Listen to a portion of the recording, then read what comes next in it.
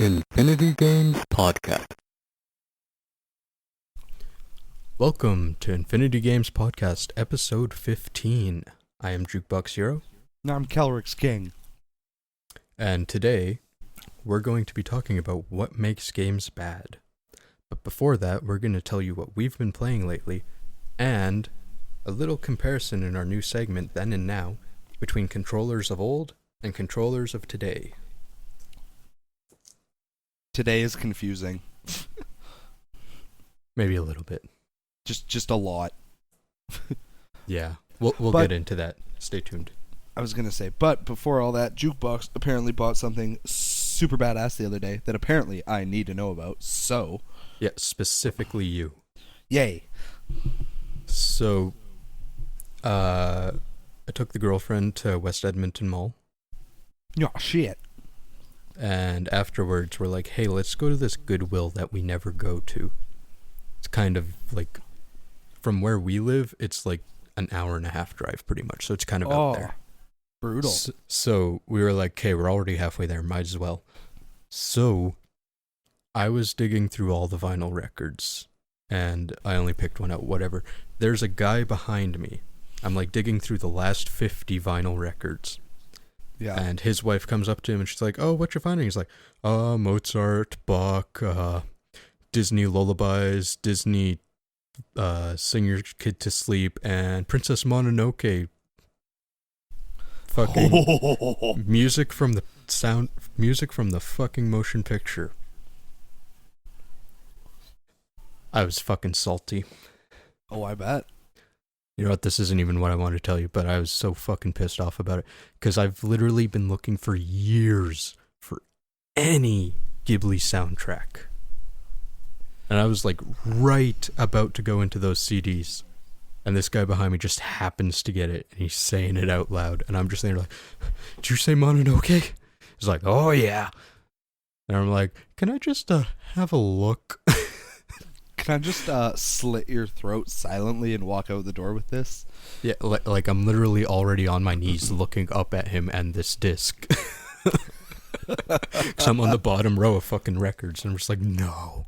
And yeah, of course, I like go back to looking through my records and he has to throw in just like, oh, look, it's in immaculate condition. I'm like sitting there crying to myself. Kari's just like, they're there. She wasn't there at the time. But it's just the brutality of buying things secondhand sometimes. Well, like, yeah. Sometimes you just miss things by seconds. You know what that reminds me of, real quick, is, who was it?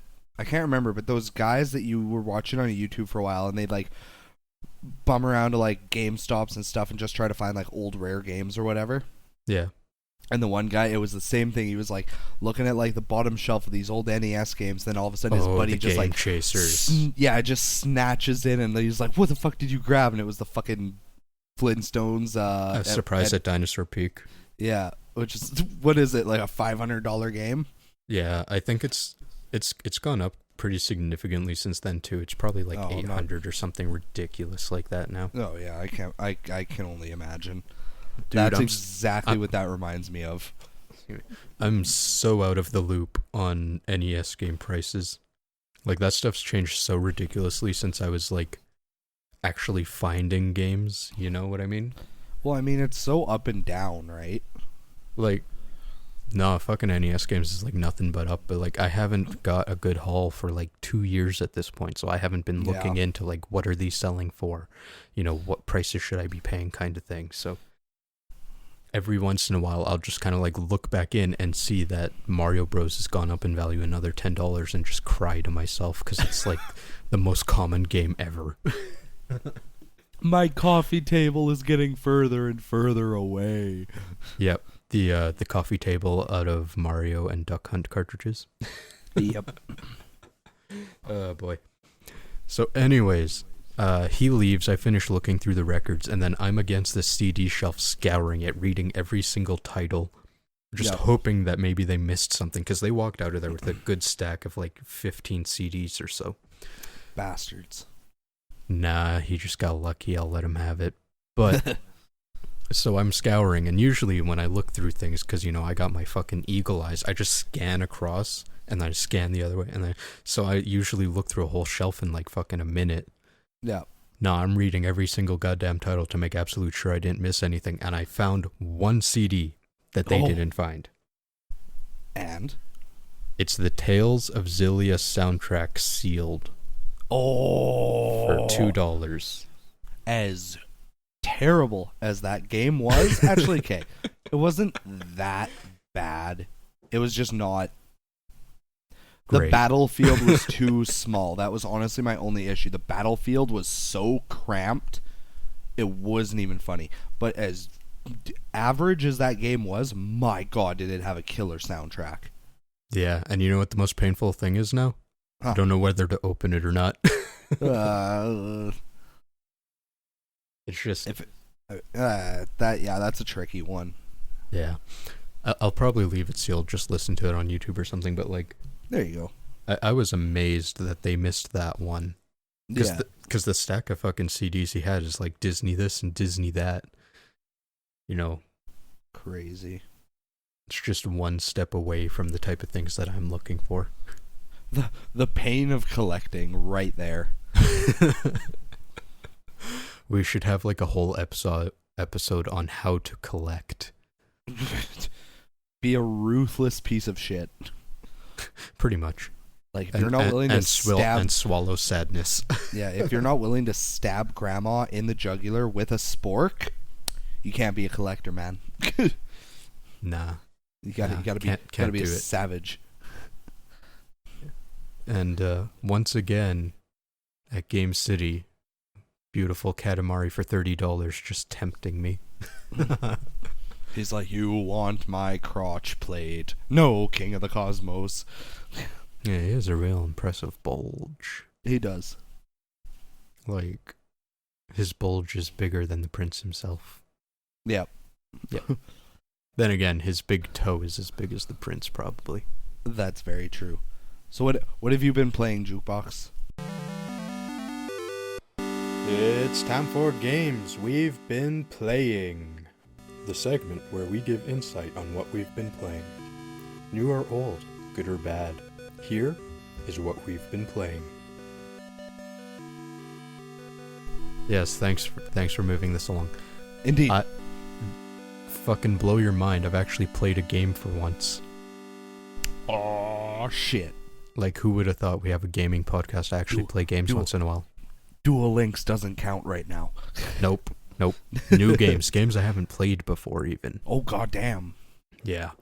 So I 100% forgot that I bought Kirby and the Amazing Mirror like almost a full year ago now. Oh, I love that game. Is it for GBA? Yeah. Yeah, I emulated that. My God, so much fun. It's so good. So I didn't play too much of it. I played through maybe 4 levels. Yeah. And it's super different because like it actually has like branching paths with like the doors you can go through and stuff. Yeah, I wasn't expecting that. It's about as open world as a fucking Kirby game can get. Yeah, and I dig it. Yeah. Yeah, I don't know. It's like, it feels a little linear.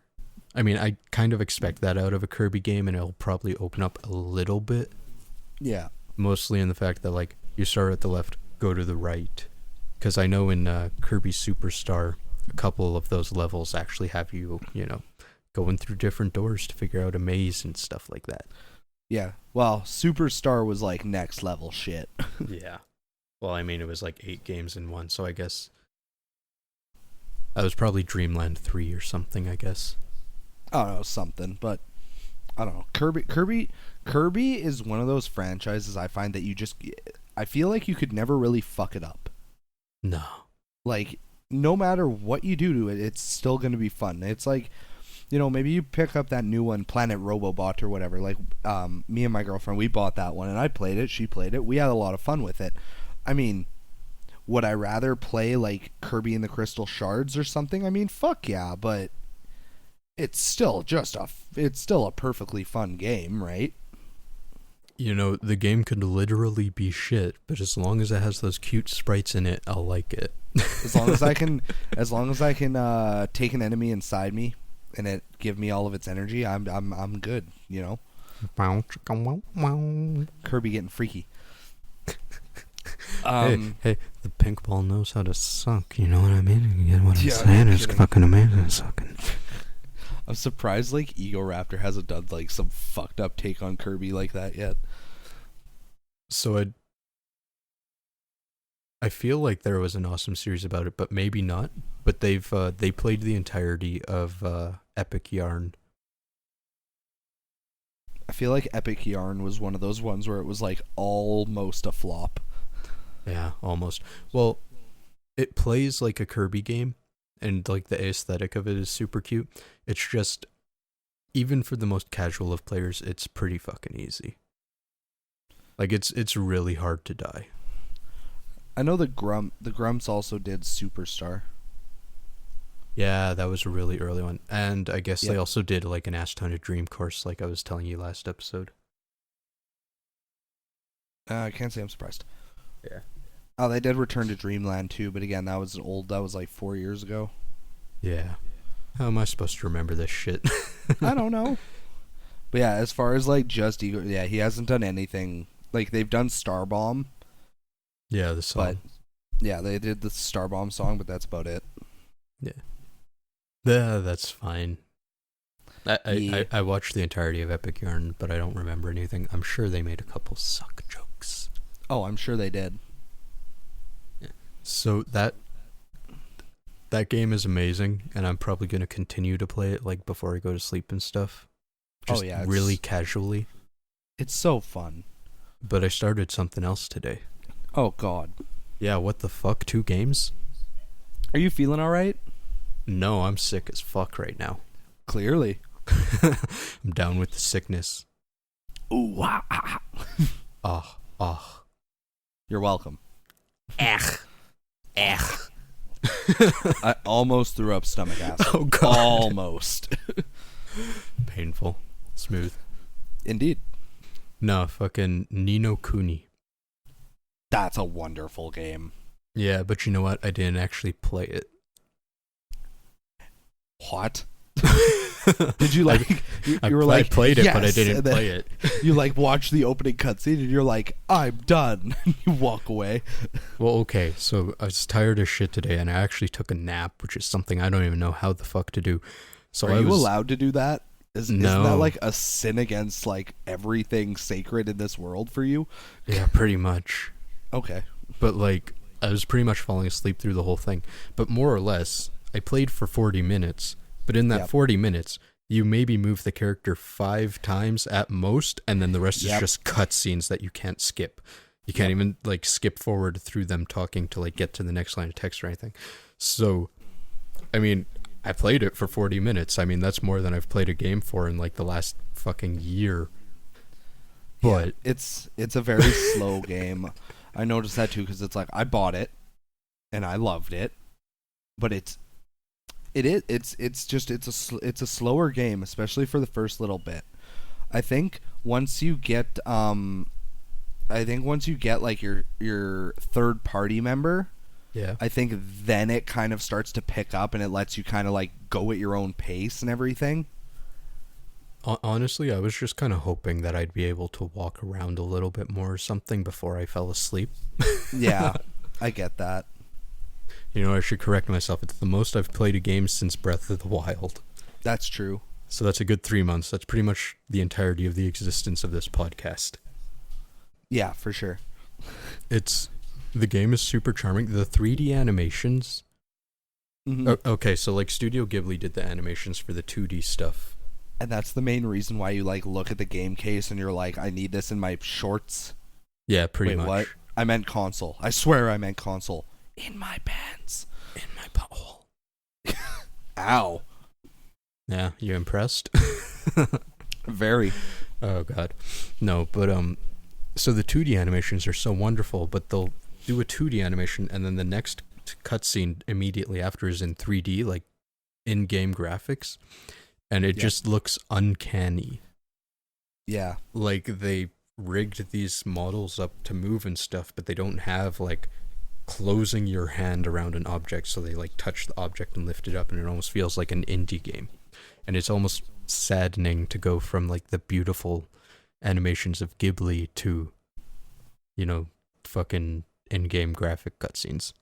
Yeah, I agree. It's a little I just think it's kind of crazy when it comes to games like that, where it's like, oh my god, they're so beautiful, and then you start to get into it, and you're like, they skipped some proofreading in a couple of spots, I think. Yeah. No, I'm honestly like super excited to actually play more of it. Like I just kind of needed to force myself to play a video game. Yeah. But it's very worth it. It's yeah. I can't wait to actually do something. Yeah, once you get past all the BS and everything, it's so fun. Like I might actually play it a little bit before after this podcast. Yeah. Okay. We need to move on to you because I've been rambling.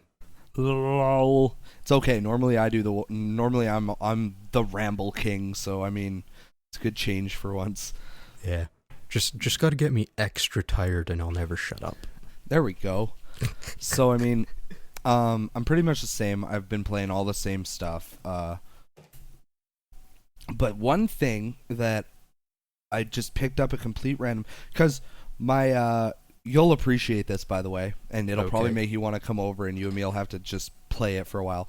But we bought her the BioShock collection for $30, which I thought was pretty ridiculous. Maybe. I mean, I'm pretty sure BioShock Infinite by itself still goes for $30. What'd you buy it on, though? PS4. Okay. So, I thought it was a pretty sweet deal. But, and then we also got her a little something called the Crash Bandicoot Insane Trilogy. Nice. Yeah.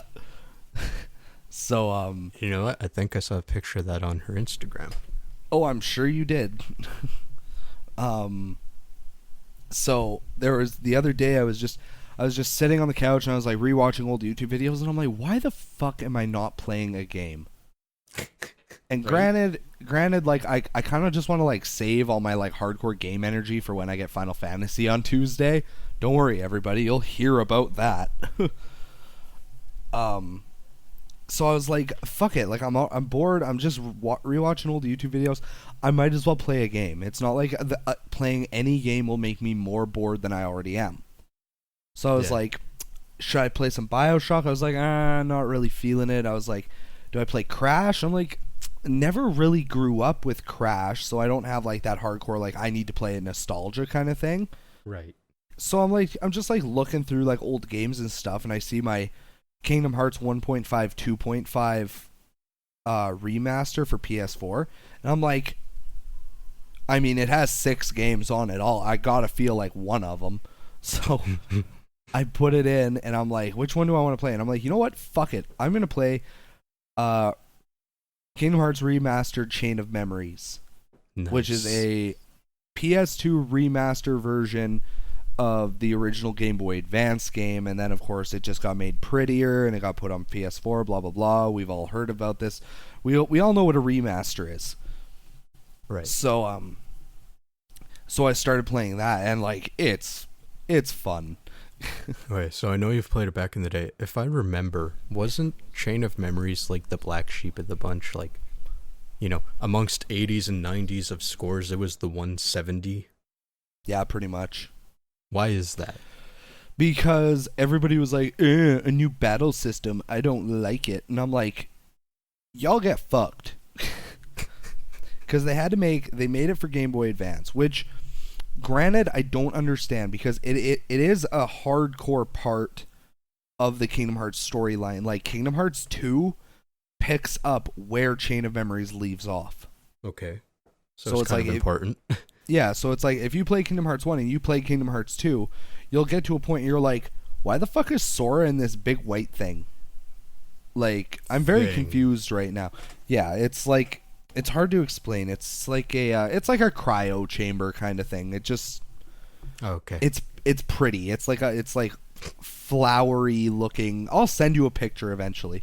Okay. But so it's like if you played 1 and then immediately played 2, you'd be like, why is Sora in that? Like, I don't understand. He was fine at the end of the first game, and then you'd be like, yeah, whatever, it fucking doesn't matter. But then if you played Kingdom Hearts 1, then played Chain of Memories, and then played 2, then you understand why. So I always thought it was strange that they put one of the mainstream Kingdom Hearts games on a Nintendo platform instead of just making it on PlayStation or whatever. But I can't expect to know what Square Enix is thinking half the time, so fuck it.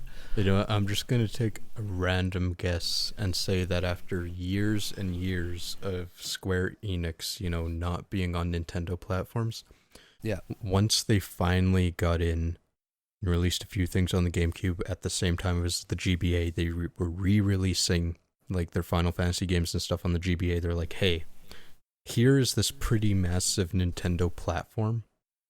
We could make money on this. That's very, very possible. I see that. Purely an economic and contractual obligation reason is my guess. No, yeah, I get that. I can totally see that.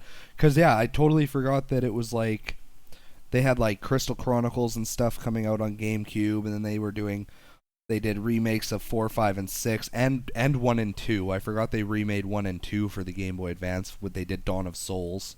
Weird. And yeah, they did all of those for the Game Boy Advance. So yeah, it totally stands to reason that Square Enix would be like, hey, we have this series called Kingdom Hearts, and we have an idea for a game, and it'd be perfect on the Game Boy Advance. What do you think? And Nintendo was like, fuck it, money, why not? Yeah.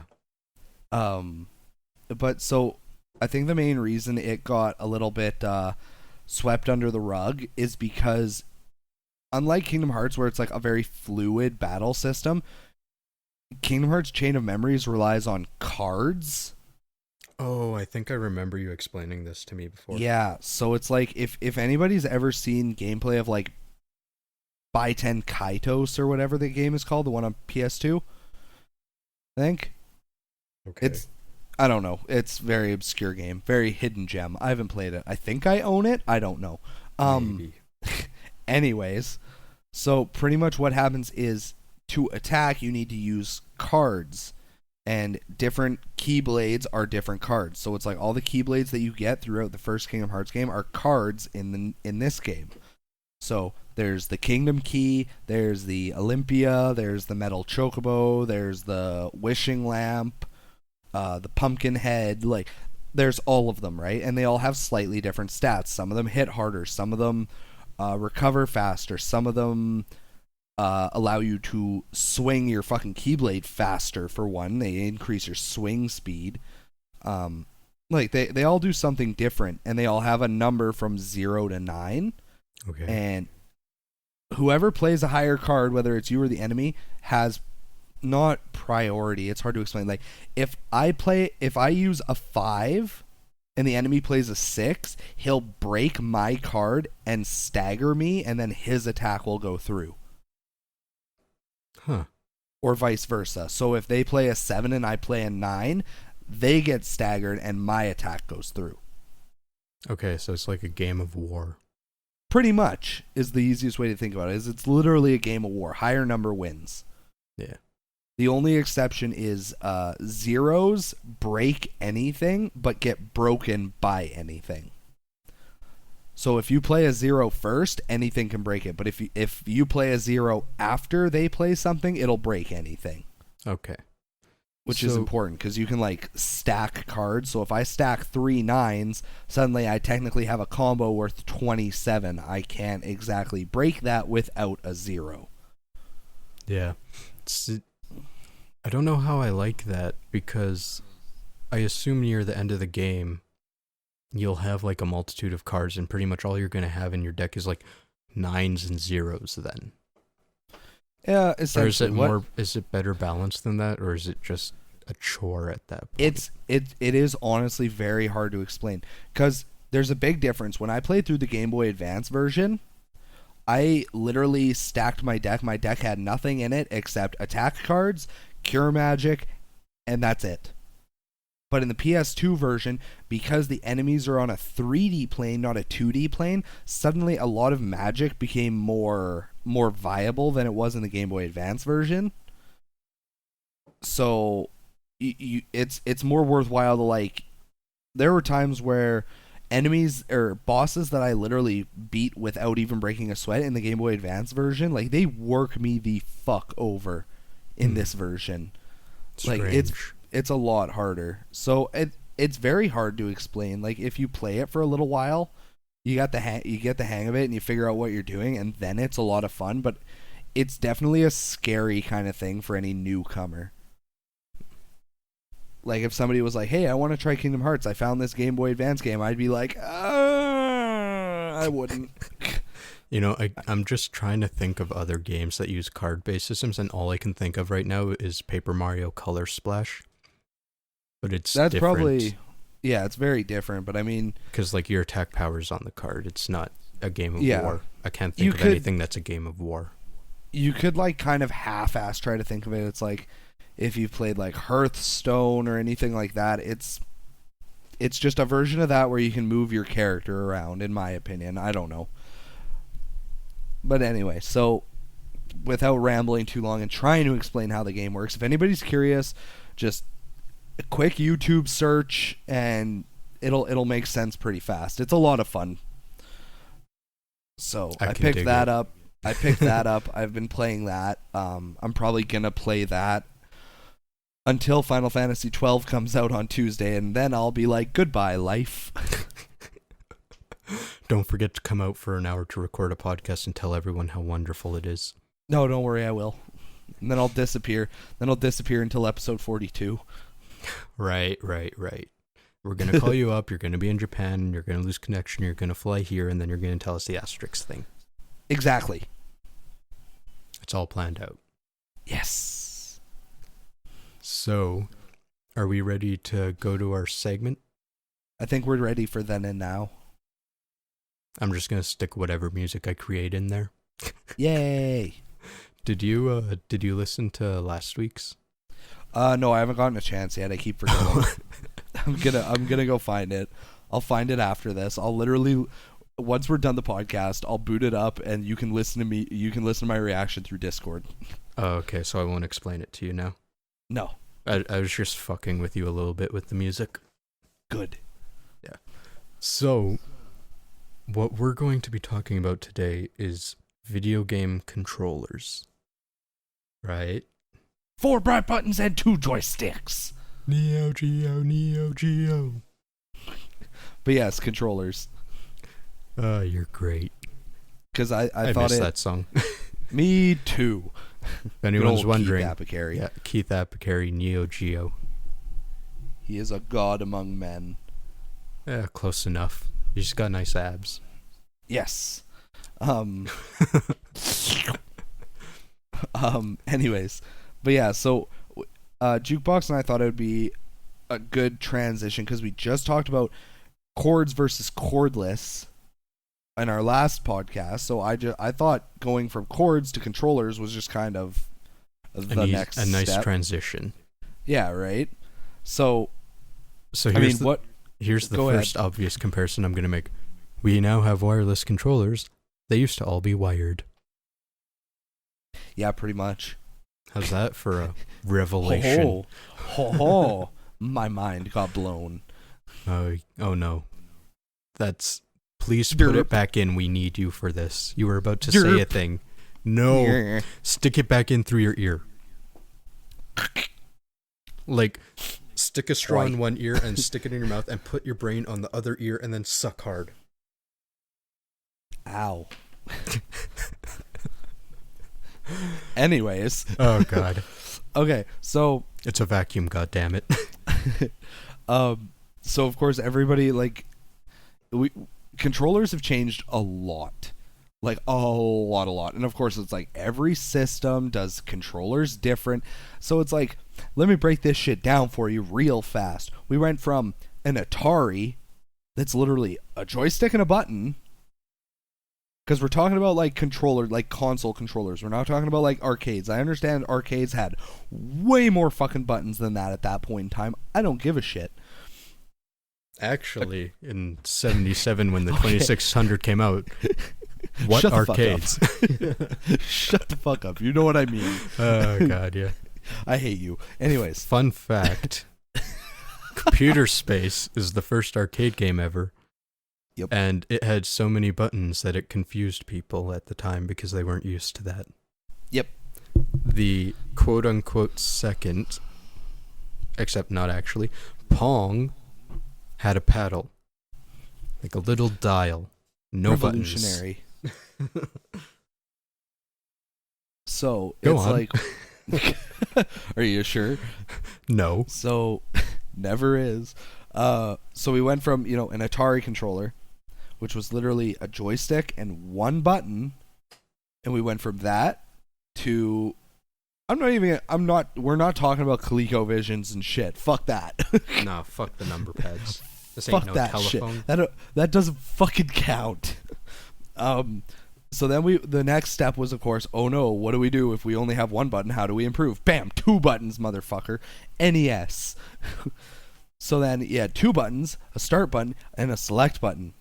Damn. Options. Okay, so you had a Master System, so you know all about this.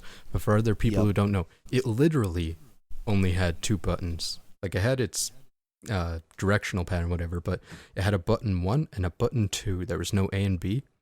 Yep. The pause button was on the console. Yep, that was fucking weird. And I think it was button 2 doubles as a start button. So strange. So strange.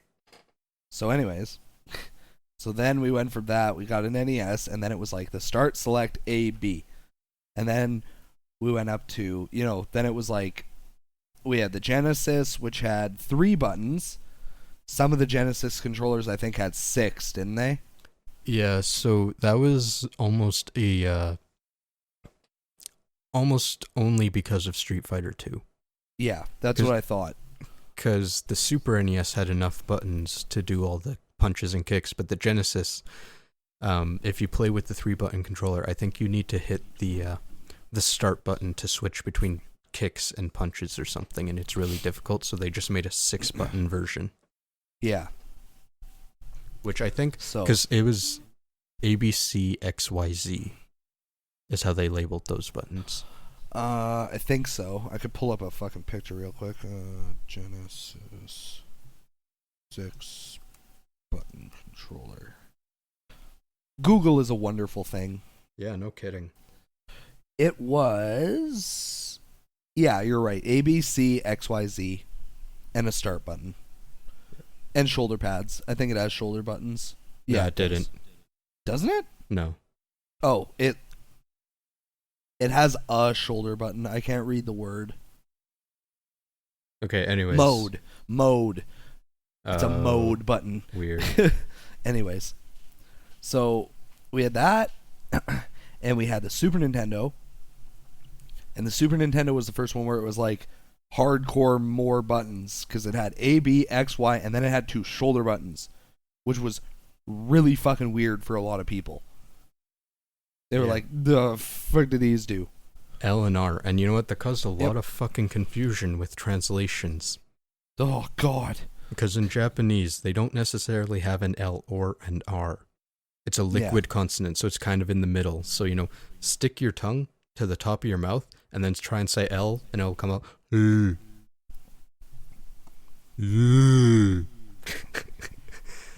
So and it's like a mixture. Brain dead. No, it's like a mixture of an R and an L. So when in translation, you know, people had to be like, press the R button, where they actually meant press the L button. Yeah, exactly. Oh. Yeah, Super Nintendo had a lot of wonky shit going on. And then we went from... I'm just pretty much going to focus on Nintendo, because Nintendo's kind of like gone batshit crazy with their stuff. Then I'm going to break off for 2 seconds and tell people about the Saturn. Go. So that Genesis 6-button controller is almost the exact same as the Sega Saturn controller, except the Sega Saturn has shoulder buttons. Gotcha. Yep. I'm looking up a picture. It's a little more edgy. I see. Okay, I got it. It looks comfy. It is. Nice. I've held one. One time. One time. Anyways, N64. Yeah, so then the N64 Revolutionary. came out, and everybody was like, are they fucked? Apparently you needed 3 hands to play that son of a bitch. Oh, God. To this day, I can't wrap my head around what they were thinking. I'll tell you. So, Please do. with the N64, it was the first big commercial foray into 3D games. So they needed a way to move in 3D space, which is why there's an analog stick. That was their new revolutionary thing for moving in 3D. Of course. The reason why there's also a D-pad is because they expected 2D games to still kind of exist. They didn't expect all publishers to really know how to program for 3D space, so 2D games would still be around and you'd be able to move with the D-pad, because not everything needed that 3D analog stick. Gotcha. The layout of the buttons is still shit. Yeah. But I want you to imagine if that analog stick was below the D-pad, because you know how high that stick is, how uncomfortable that would be. Yeah, that'd be pretty shitty. So I think the idea is if a developer's going to be using one or the other, you're only ever going to be holding on to 2 grips at the same time. So having that weird third one isn't actually that big of a deal unless you have big hands. Yeah. Like, I don't experience this, but apparently it's a huge deal for, like, people with these monstrous hands that they can't hold them at the same time without their knuckles just grinding against each other. I don't know.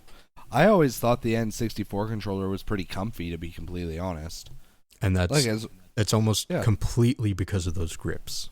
Yeah, like the grips are good. Like the controller looks fucking weird as hell, but it's still comfy, and it still does its job just fine. You know what's kind of nice about those grips? Huh. Is they carried on into the GameCube controller.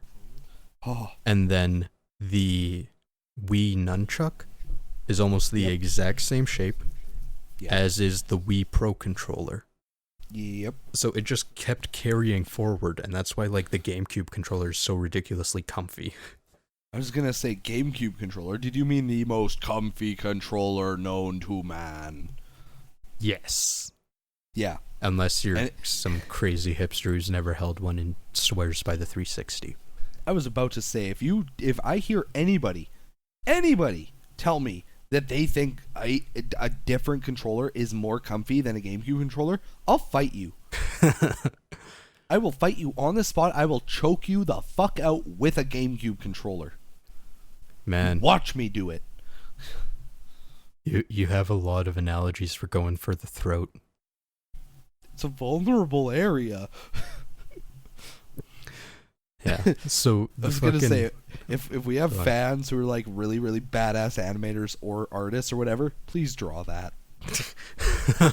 just draw a body with like a PS4 for a head. That's me. I was gonna say, use your artistic impressionist abilities to kind of assume what we look like by our voices. Indeed. Jesus Christ, that'd be a train wreck and a half, I'll tell you right now. Oh, God. I can see it now. It's just like a fat neck beard with a PS4 controller for a head. I mean, yeah, that's pretty accurate, actually. No, it's not. I'm beautiful on the inside. But I'm beautiful in the pants. What? What? So then we got the GameCube controller.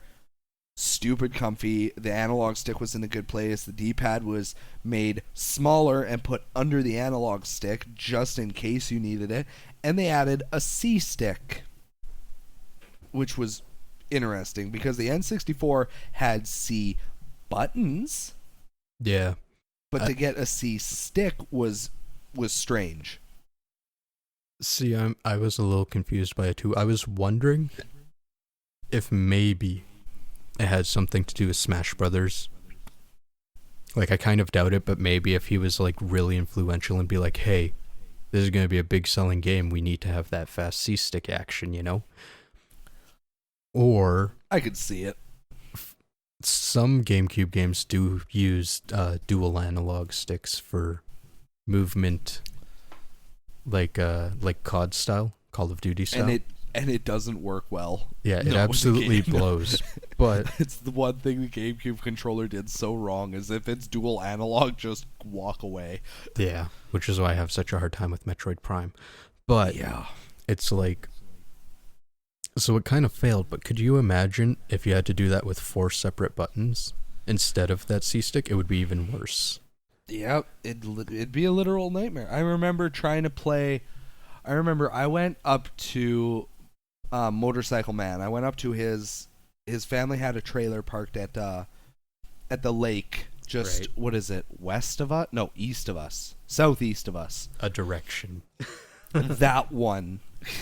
The place with the stuff. They had a trailer there, and we went up one weekend, and they had the N64 set up because it was like piss and rain. There was no, like, we weren't going to be outside, right? So we were like, screw it. And they had Mega Man 64 or Mega Man Legends for anybody that was able to play it on like PS1. Bless your soul.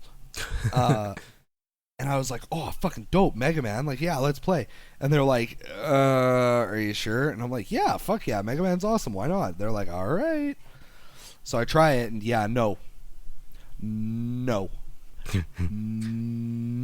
God awful. Sweet Jesus, that game on the N64 is a nightmare. I can it's imagine. so bad. It's like, I still loved it. I'm like, yeah, Mega Man, fuck it, I don't care. But like, oh my god, that game's controls. Wink. Anyways, so we'll get to that. So as wonderful as the GameCube controller was, and I'll swear by that thing, I will choke you the fuck out with one, I swear. Anyway, so then What if you only have a wave bird? I'll find a way. Just bludgeon. I'll find a wave. Hey, we're moving on now. Yeah. So then we got the Wii, which was jukeboxes, as he said in, what was it, I think 2 episodes ago or 3 episodes ago. The Wii was the first thing that Jukebox bought like 100% for himself. Yeah. It was a console. Like, that was my console. Yeah, nobody was fucking with that. He twitched. So of course, like, the Wii comes out and they're like, whoa, motion controls. And it's like, it didn't exactly work the way they advertised it at first, but still super cool. Yeah. That was Especially like the when big you- revolution. Nintendo always revolutionized the controller at each step. Yeah. And that one was a really big deal with motion control, because that hadn't really ever been done in any capacity before. Nope. And the competition tried to copy it. It's like Sony tried with the PlayStation Move, which was kind of a bust. To my knowledge, it worked fairly well. Yeah. It just didn't sell because everybody was like, it's kind of a gimmick. Because, like, okay, so they tried to cash in on that casual market that the Wii just had a stranglehold on. So, Yeah. I mean, what games did they make for the PlayStation Move? There's a lot of fitness type stuff, but the only hardcore game you can really play with it is Killzone.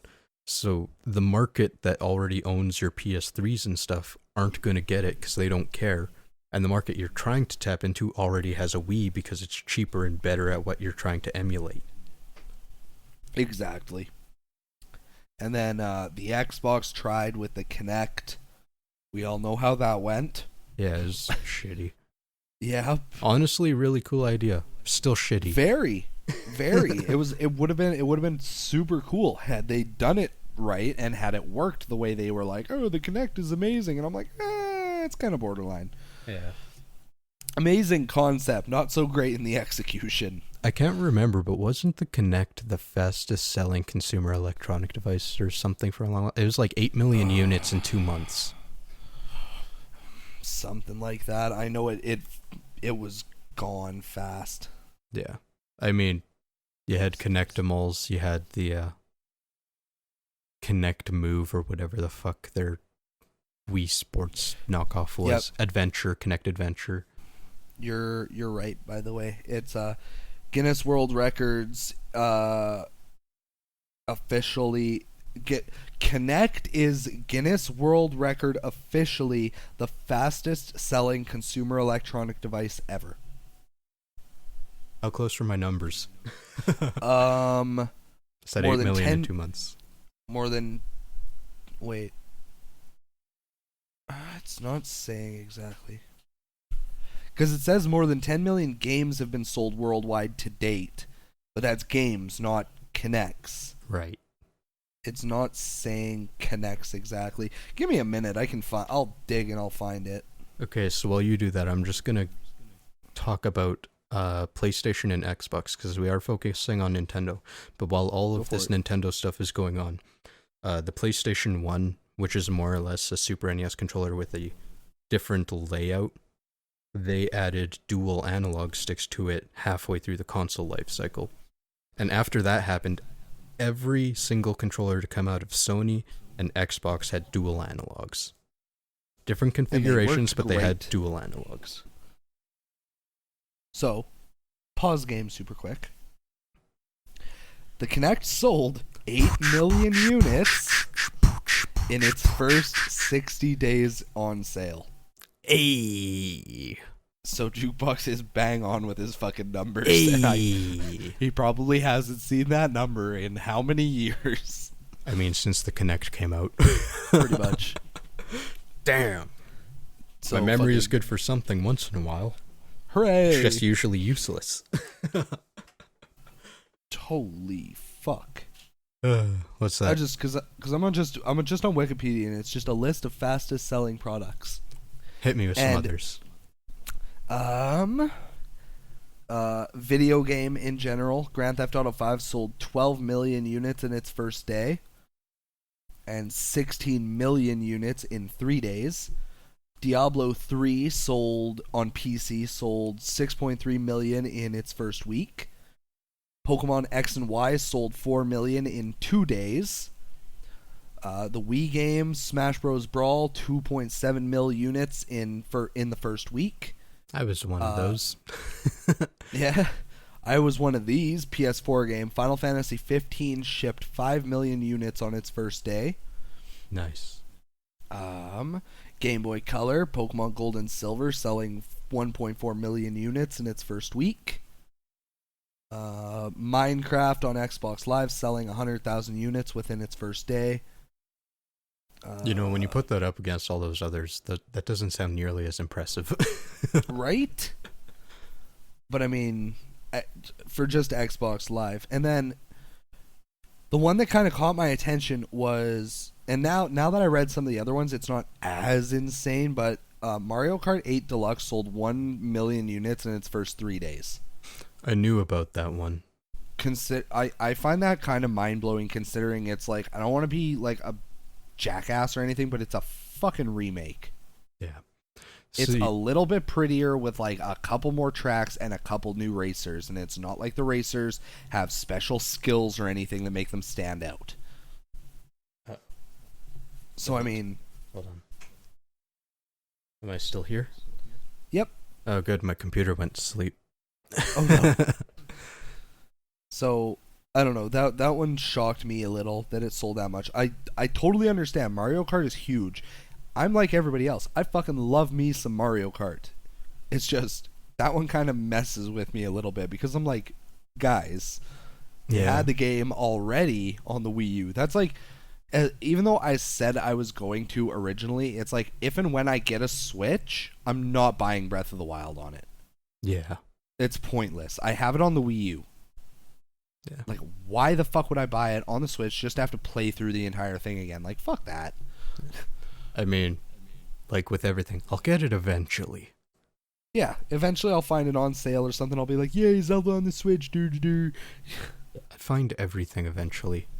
Exactly. But I usually try and wait till it's like between $2 and $5 though. Yeah.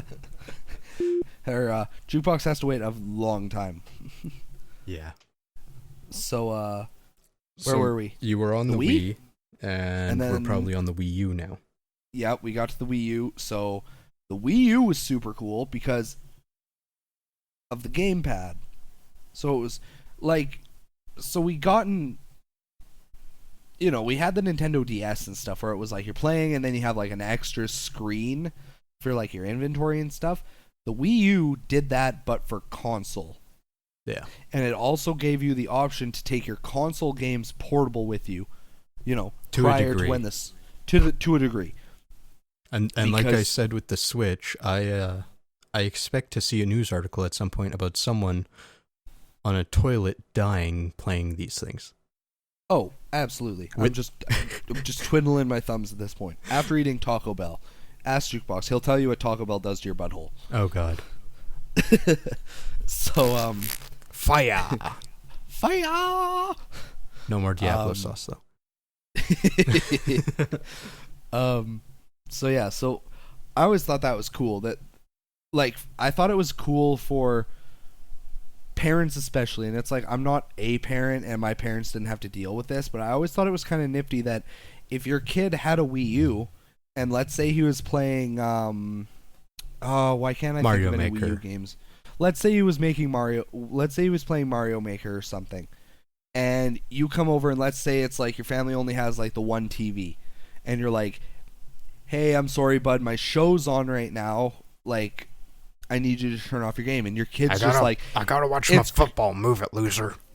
Yeah, right. And it's like, it's cool, Dad. I got this. And then all you gotta do is most of the games you hit the plus or the minus button on the Wii U, and the game will go onto your gamepad, and then you can play it as if it was a handheld essentially. And of course, it's like, the video quality takes a small hit. Like it's not as clear cut. If I remember, but I mean, I don't want to say anymore because I don't remember. Because I think it was 720p, but it might have been 480.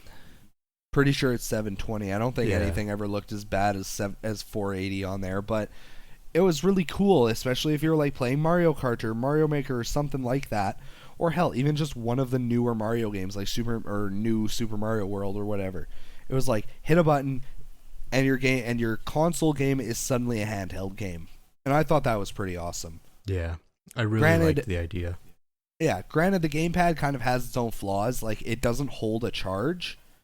Yeah, like it's if I charge 3 it, hours max. Yeah, if I charge, like it's worse than that actually. Like just because what I'm saying when it doesn't hold a charge is, I mean, it's like if I charge it, and let's say I just charge it because I'm like, oh, I want to play Zelda later, and then I forget, and it's like I unplug my gamepad and I put it away.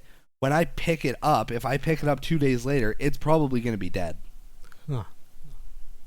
It refuses to hold a battery charge. I don't know, maybe mine's broken. Well, but I mean, that sounds worse than what it should be, but that's probably just your battery getting old. Yeah. Because mine doesn't hold a charge very long either, but it's definitely a lot longer than 2 days. Well, I don't know. I've never like hardcore tested it. I'm pretty sure it lasts longer than 2 days. I'm just saying for example, but yeah. But still, that always bothered me because it's like I could charge my Nintendo DS and I could leave it for fucking 2 months, and when I pick it up, it's gonna have charge. Yeah. Right? And it's like, I understand, yes, the DS has a bigger battery than the gamepad, and the gamepad siphons more energy from its battery than the DS does, like blah blah blah. I know that, but it's still just one of those things that kind of it hurts the controller a tiny bit. Like the gamepad's still awesome. It's light, it's comfortable, it works. It's just shitty that it doesn't have more battery life. And then the Switch came out. So I still have beef with the controllers, like the actual Joy-Cons themselves, just for the fact that they got rid of the D-pad.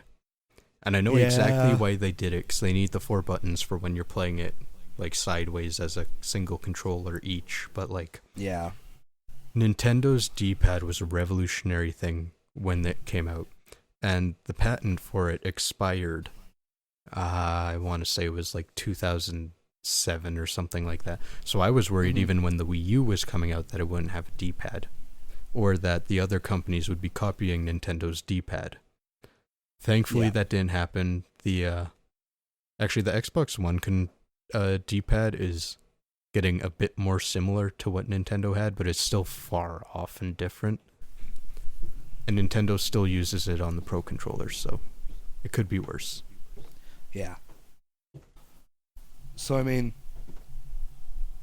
the Switch comes along and the Switch just shits all over everything because it's like your controllers are detachable. You can use them like single-handedly. You can snap them onto the what would you call it? The pad? The screen?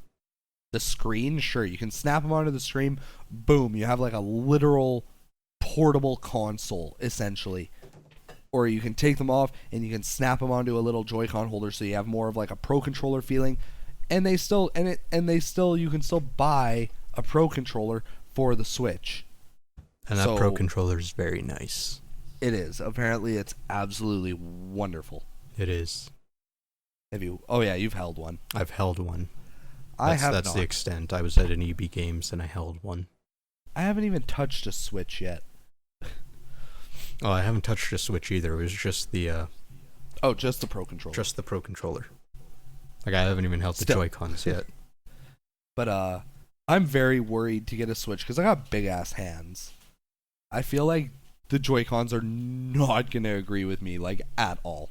But I think using them individually, maybe. But I think if you have them either in the dock or on the screen, you'll probably be fine.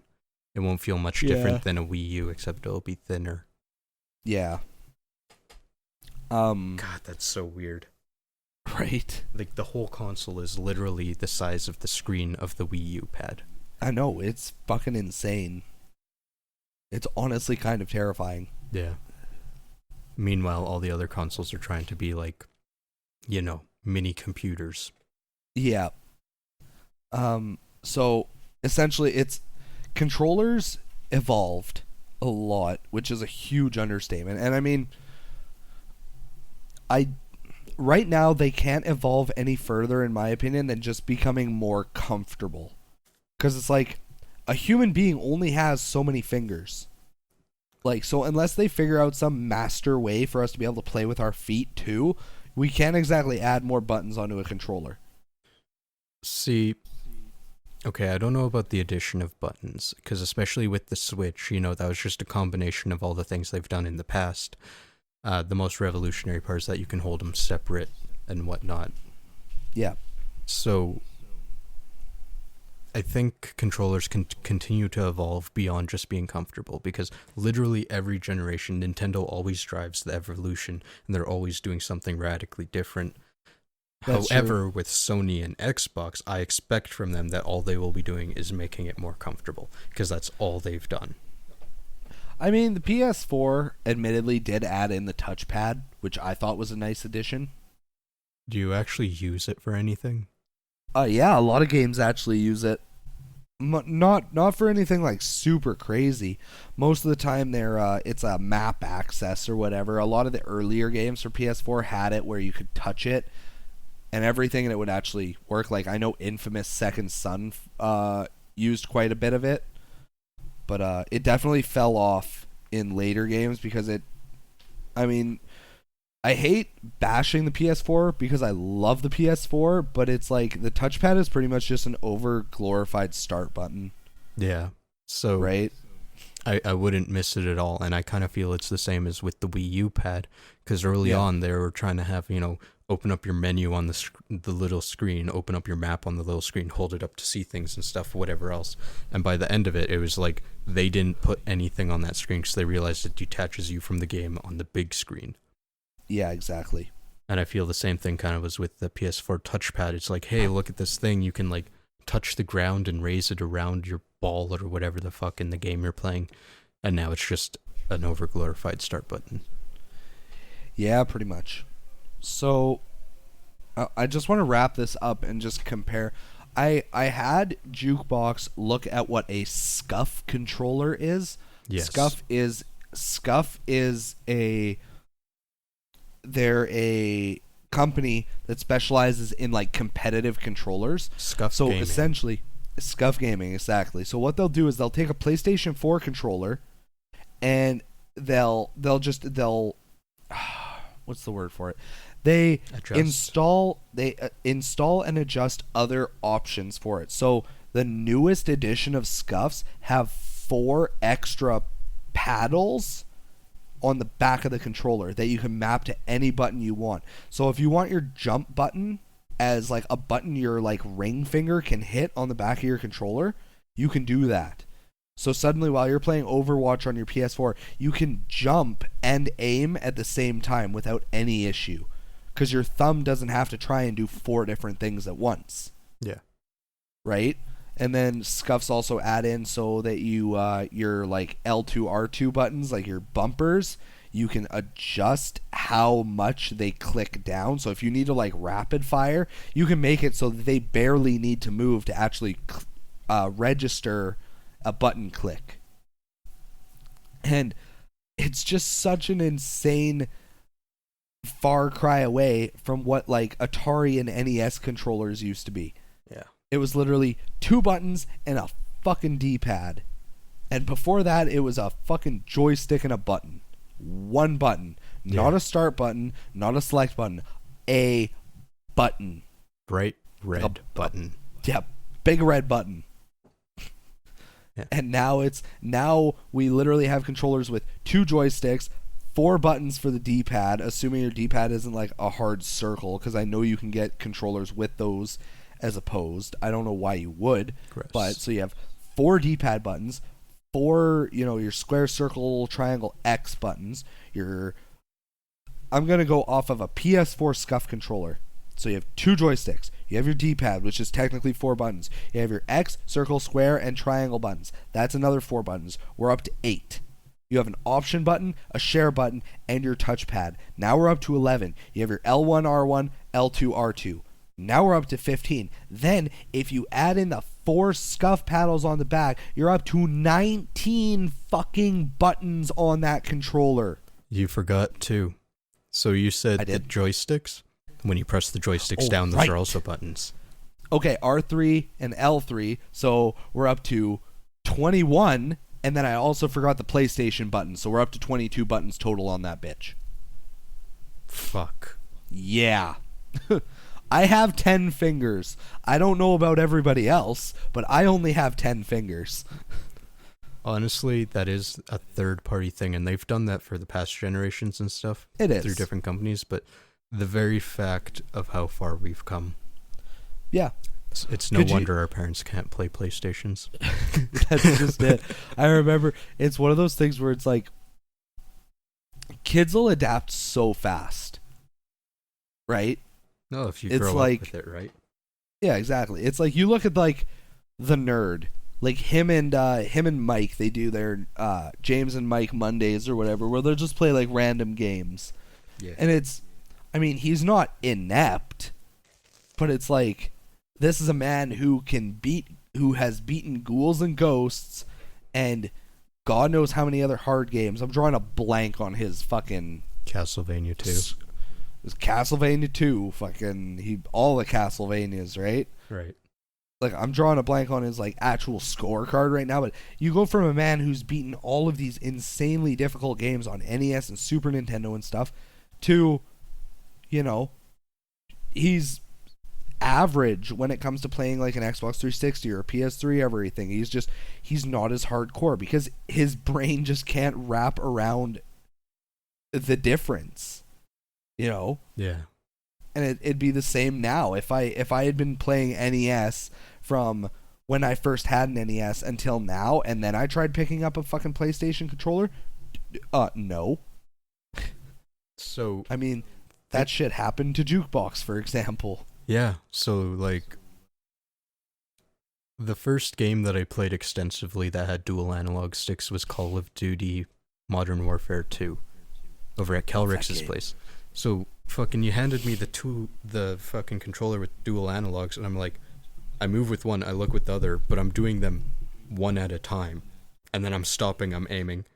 And then I'm actually moving my head around to aim. And then I'm stopping, and then I'm shooting. Like, it took a while for me to get all that shit on. Pause game, you sound really funny right now. What?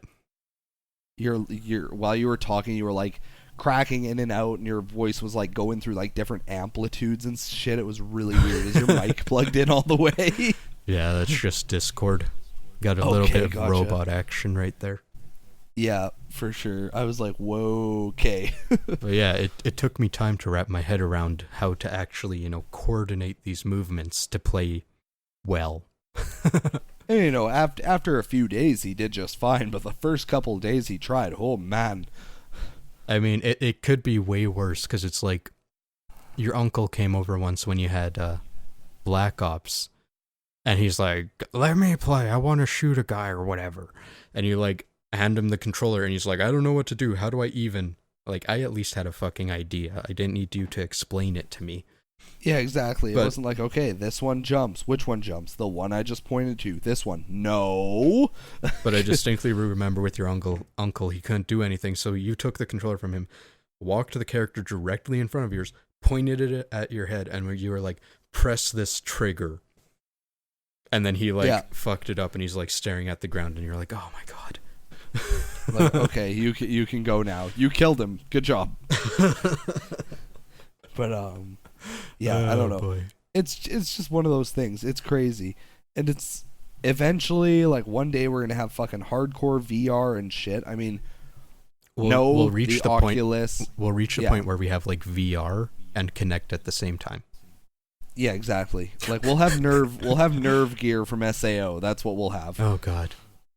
We'll all be vegetables. Wonderful.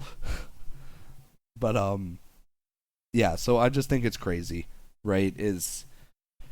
Especially when you talk to people, it's like I work with lots of guys where they're in their 30s and their 40s, and it's the same thing. It's like a lot of them have picked up PC gaming.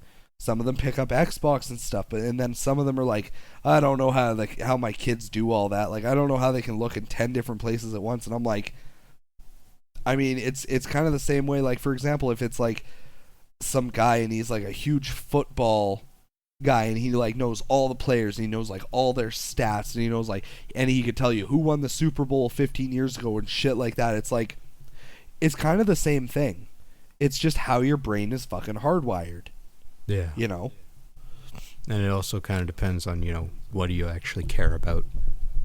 Because if you don't give a shit about games, why are you going to learn how to use the controller? Well, yeah, it's the same when people are like, oh my god, you read really fast. And I'm like, well, it's not that simple. It's not that I read fast. It's that I read through things I find interesting fast. Like, I couldn't read a school textbook. Like, God, no. Like, I'm not Jukebox. Jukebox is, like, I bow to him. I mean, fuck. I would have fell asleep. But it's like, I can read my Percy Jackson books. I can bang out 2 of those a day if I wanted to. I love reading those.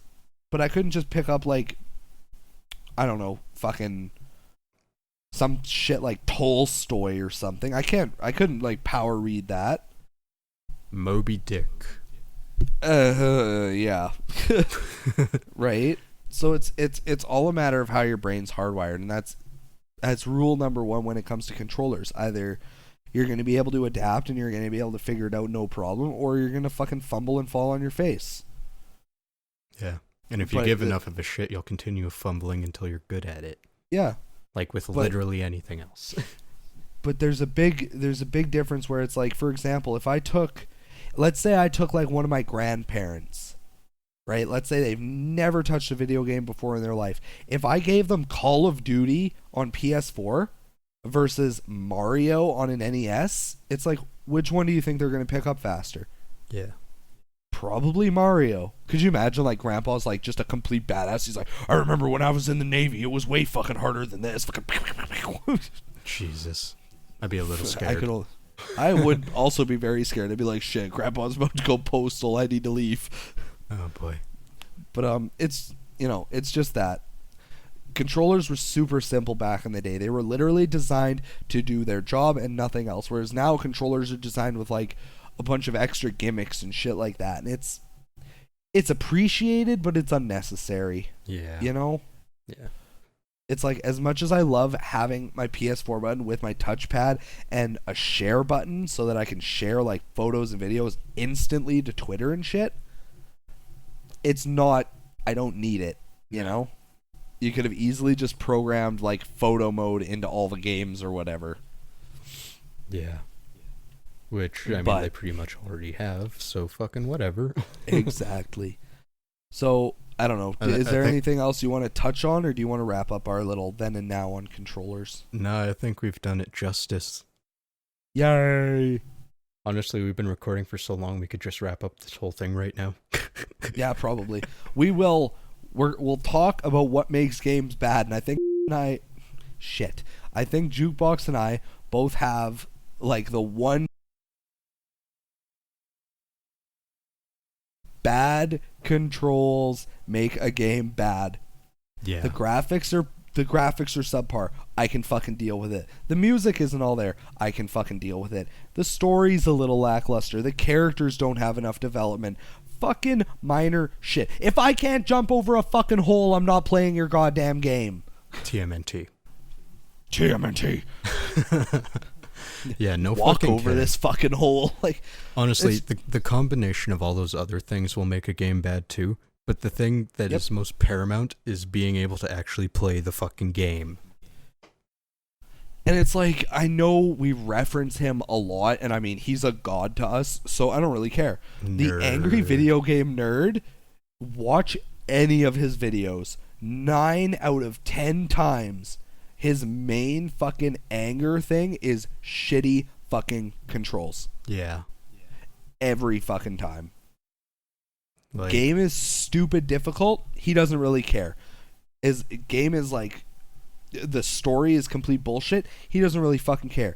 If he can't play the fucking game and the controllers are just complete ass and they don't make sense and all this other stuff, ass. Fuck. Yeah, Jukebox with his perfect recreations.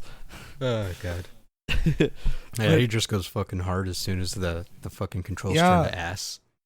And I know Jukebox gets mad at me when I do this, but sometimes semi wonky controls can make a game. Like, you know where I'm going with this. Shut up. Because I've talked about it before. Shadow of the Colossus, its controls are anything but picture perfect.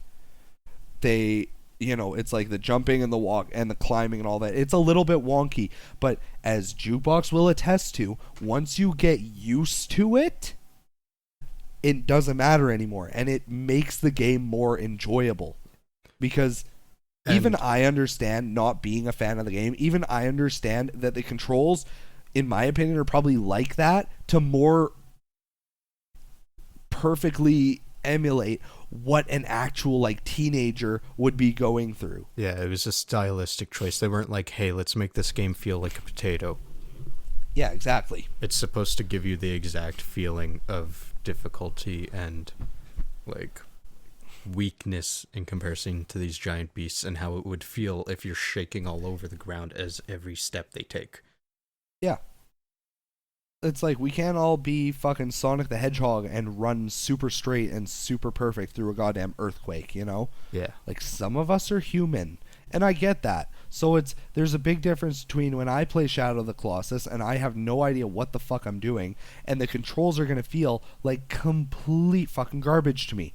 But Jukebox, who's played Shadow of the Colossus a few times now, they feel fucking perfect to him.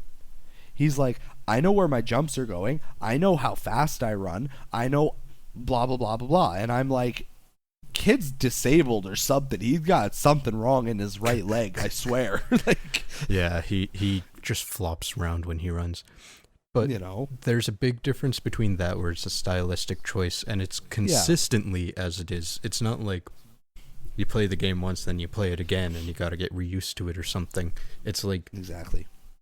it doesn't change and you can actually increase your stamina and make it a little easier on yourself. Whereas in an actual bad game, the controls don't fit the game. They're just bad because they're bad. The most perfect example, again, like, I'm literally just going to refer you to the nerd. If you're watching this and you're thinking, I don't think I've ever played a game with super ass controls, literally just search the nerd on YouTube. Watch almost any one of his videos and you'll understand. I've got a really good one for you, and I don't expect people to buy this, and I don't endorse emulation, but go emulate it. Golgo 13 on the NES. Oh, God. I fuck, I bought that game right before midterms back in like high school. And it was like the first NES game I found in like 2 months, so I was in a dry spell and I was like, fuck it, I'm gonna buy this game. I don't know anything about it. It's probably shit, but I need to buy a goddamn game. I need my fix. So I buy it, I go do my exam, I go home. I played it for literally 30 seconds and never touched it again because it's so fucking horrid. Yep. Like, I don't even remember everything about it. But the one part I do remember is you go into like a first person mode where you have to use the D-pad to aim at people on the screen to shoot.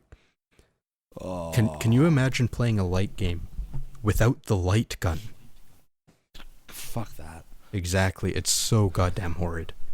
And just to clarify for everybody, there's a very big difference between bad controls, unrefined controls, and something more similar to what Shadow of the Colossus is, where it's like, you know, maybe you pick up a game for the first time and you're like, Jesus Christ, what the hell is wrong, right? Hold on, and 2 it's seconds. just a stylistic choice.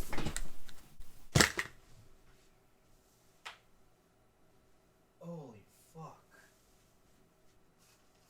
Oh, fuck.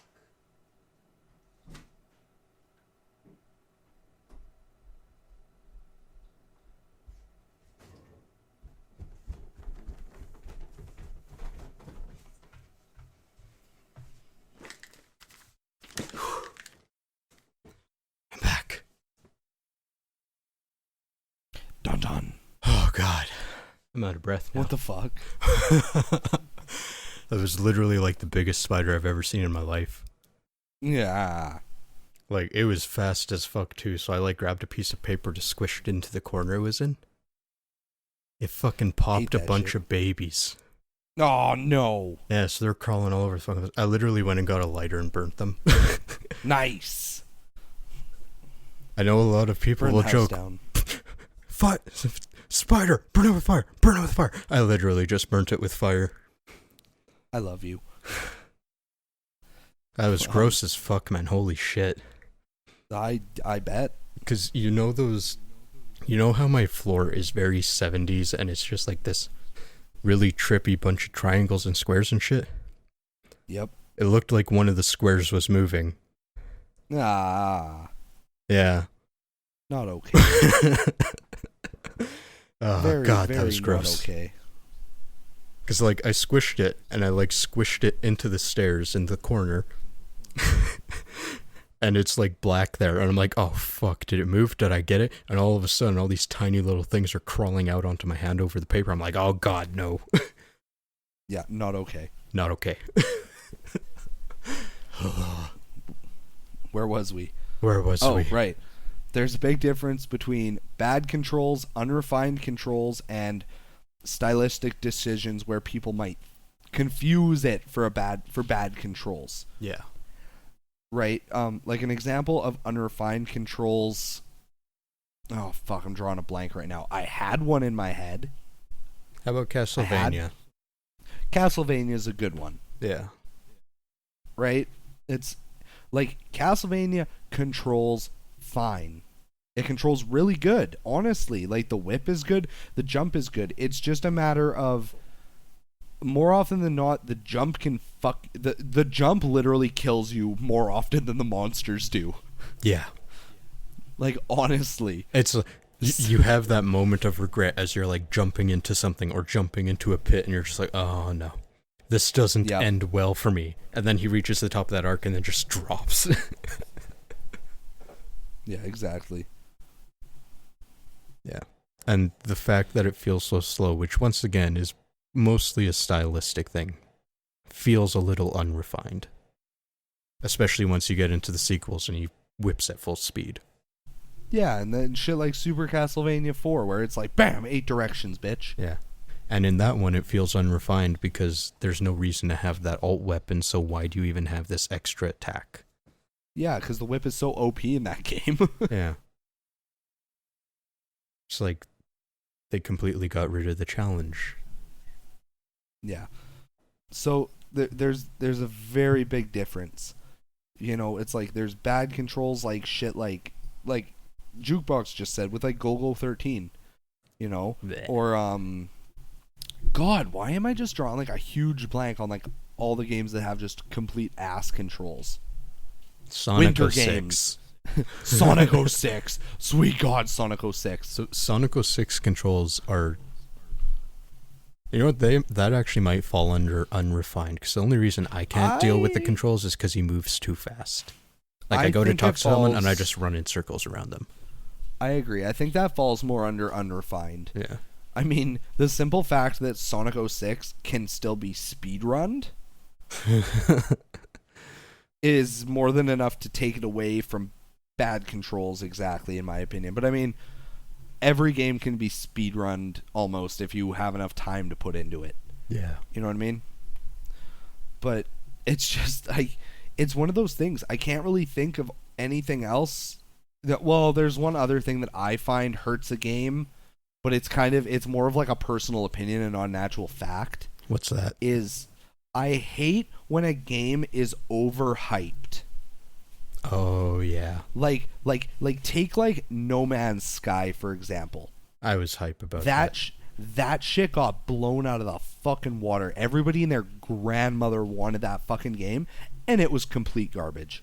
You know, I'm going to defend myself a little bit, because I was on that hype train, but I wasn't on the hype train in the same way everyone else was. Like, I was in there for the concept, and Same. The concept is still there, and I'm still hype about that. But I never paid any attention to like any of the gameplay trailers or anything, so I had no expectations for that. Agreed. But yeah, so many people were just disappointed. I'm sitting there like, oh, nifty. Yeah. No, I think the concept was super cool. The idea of like all these different planets that you can explore to the point where the chances you'll actually run into another player are very small. Like, that's a crazy cool concept. It's just, you know, don't promise and overhype your game if you know your game is garbage. Just saying. Just so yeah, saying. that's always hurt games for me. Is if I'm literally like on YouTube and every other video I watch has a fucking trailer for this game, Destiny not included, because Destiny is a good game. But if every other trailer is for this fucking game, I don't really want to see any more of the game. It hurts me wanting the game because I'm just like, Jesus fuck, I've seen half of it through trailers already, you know? Yeah, that hurts too. It doesn't, yeah, because it's like, the same thing does happen with Destiny. It's like, when The Taken King was coming out, I got really sick and tired of seeing that fucking trailer on YouTube. I honestly did. But it didn't take away from the awesome experience that was The Taken King. It was just, right. I was so sick of watching the video. I was just like, Jesus fuck, can September get here already so I can stop seeing this? You know? For a second there, you actually kind of reminded me of something, and it may stem from bad controls. But there was this period, so if you're a retro gamer, I mean, you'll get this, when everything was transitioning to 3D, and games heralded back then as amazing and great and wonderful feel horrible now because of the evolution of games in 3D space. Yep. So back then you didn't really have something to compare it to, and so the game I'm thinking of is GoldenEye 007 on the N64. Oh, it's such a good game, but just compared now, it's like, oh god. Yeah, so I don't have nostalgia goggles or anything for it though, because I never experienced it back in the day. The first time I ever played it was 2012. Actually, it was 2011. I only played it, I think, a couple of times as a kid, and it was really unfortunate because the older kid that we played with, gee, take a wild guess what character he played as most of the time. Shorty. Fucking Rim Job. Or Odd Job, whatever the fuck your name is. Something's on Kelryx's mind. So, you know, it hurt the experience, because it's like, first of all, it's like we hadn't played the game before, so we're already at a disadvantage, and then he picks the cheapest character in the fucking game. No kidding. So it's like all he does is literally curb stomp us the whole time. So I was like, this game is fucking ass. It's like, no, GoldenEye's a really good game, especially with friends. It's just, would I rather play like something like fucking, would I rather just like boot up like fucking Black Ops or something and play zombies or play, you know, like split screen multiplayer on a game like that? Yeah. Yeah. So with 007, what got me beyond the controls, because I wasn't used to that kind of controls either, was just the layouts and the texturing. So we were playing in this place that had the same gray-ass concrete texture for literally everything, and I could never, ever, ever tell where the hell I was. I get that. Yeah. It's just... And I hate it because I used to love the N64, and now it's like one of my least favorite consoles because everything feels so uncanny to me.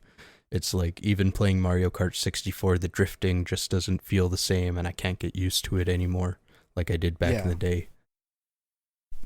And it's unfortunate because in my opinion, Mario Kart 64 is still probably one of, if not the best Mario Kart to come out. Like, that was my absolute favorite for the longest time. Like, I love Double Dash to fucking death. But 64 beats it out just by a tiny bit. Just because it's just so satisfying. You know what I mean? Honestly, like, it feels good. It's for me, it's the level designs. I feel they haven't been as good since Mario Kart 64. Agree. Like, I also agree. Okay, it's not like they're worse or anything. It's just, I don't know what it is about it. They just felt good. Maybe it's because they weren't as long. Yeah, maybe. It might be part of it. With the exception of goddamn Rainbow Road. Yeah, you know, because they fucking remade that in Mario Kart 8 and made it one lap. Yep. 5-minute race later. But yeah, I don't know. It's, as far as a bad game, the main thing is just bad controls. Yeah. And of course, like, everything else will kind of stem off of that. It's one of those things. It's like the game can have a very subpar / bad story. It could have bad character development. It could have bad music. But if it's still, if the controls are still super tight, it's still playable. It might not necessarily be a good game, but it's still very much playable. Yeah. So, you know, one of the things, music, because I can't necessarily think of anything modern. So I know on like the NES, you know, you'd have like 2-bar loops that lasted the entire game, like Dr. Jekyll, Mr. Hyde, stuff like that. Yeah. And that's shitty, but I can't think of a single game nowadays that actually has bad music. No, they're pretty on point for the most of the time. Like, the only way I feel you could do music wrong these days is if you literally don't have it. Even if it's just like ambient sounds and stuff. I will touch on this real quick then. Again, episode 3. But that was a huge thing that bothered me when I first played Breath. It was a huge thing that bothered me when I first played Breath of the Wild. I got out of like the main little start area where you get your Sheikah slate and your clothes and everything, and you walk onto the Great Plateau, and I was like, I'm fucking ready. And then no music. And I was just like, is my Wii U broken? Was this a Switch exclusive? Does only the Switch get music? I'm very confused right now. Like, you know, I completely forgot about that. I was so sad because you play Ocarina of Time, you get into Hyrule Field. What's the first thing? Fucking do do do do do do. Wonderfulness. Yeah. And then Breath of the Wild, it's like chirp, chirp. It's like, okay, cool. I'll just go crawl back in my cave. Apparently, there's nothing of fucks to give about out here. So, you know, I'm going back to sleep. Maybe in 100 years there'll be fucking background noise. Yeah. So go listen to episode 3. We did bitch about that. For me, it was I liked that it was ambient. I liked that there was incidental music and stuff, but sometimes it was misguided. Mm-hmm. It's just as insane as the Zelda series is. And as awesome as the Zelda music always is, why was there not an overworld tune? That's my only thing. Yeah. Why was there not a fucking score for while you're just running around doing whatever? I don't know. Minor gripes. I mean, there's times of silence, but for the most part, there's always sound in that game. Oh, yeah. It's just not, a theme. Mm-hmm. Yeah. Which is fine. Again, I love what Breath of the Wild did. I love the ambient noises. They're wonderful. And they really help to immerse you in the game, especially when you're trying to, like, sneak around and, like, snipe kill, like, Lizafools or something with your bow. Like, yeah, it adds to the intensity when it's, like, all you can hear is the enemies grunting and you shuffling through the grass. Like, it's fucking hardcore. Yeah. It was just one of those things where it just made me sad, where it was like, if I'm literally just running from point A to B and there's nothing in between, it made me sad that I didn't have some, like, really, really nice musical score to listen to while I was making said transition. You know what? I just thought of something. Oh, no. Doom on the 32X where it doesn't have music. Silent Doom. Oh, God, so bad. Just grab whatever metal music you want. Yeah. Yeah. Literally just put on some Slayer and you're fucking good to go.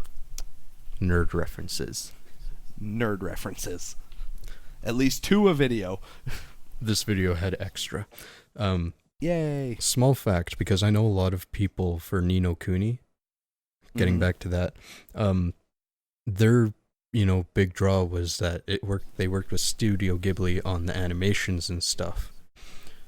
What I don't hear people talking about is that they also have Joe Hisashi did the music for Ni No Kuni, and he was the guy who did the music for most of the best Ghibli movies, if you could say that. So like Princess Mononoke, Spirited Away. Oh.